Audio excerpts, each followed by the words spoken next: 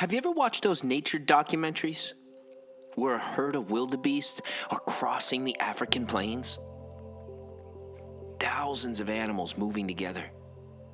And off in the distance, there's lions watching. What's interesting is that the lions rarely attack the entire herd. They wait. They watch.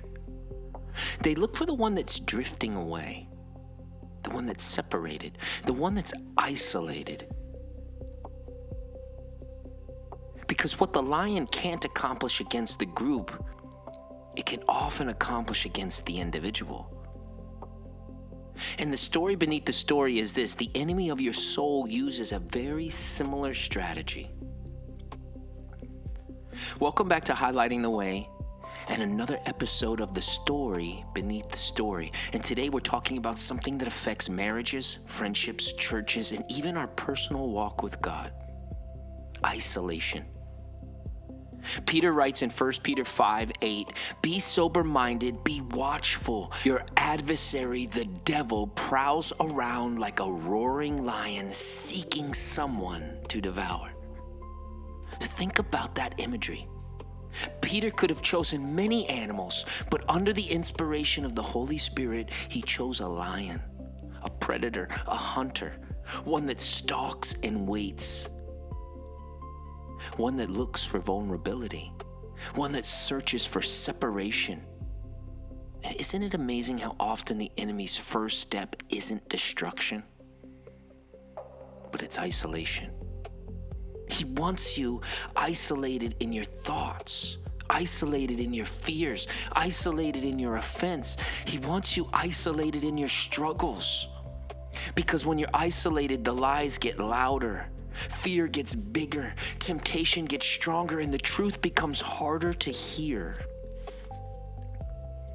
The story beneath the story is when Jesus told the parable of the lost sheep. The sheep wasn't in danger because it was weak.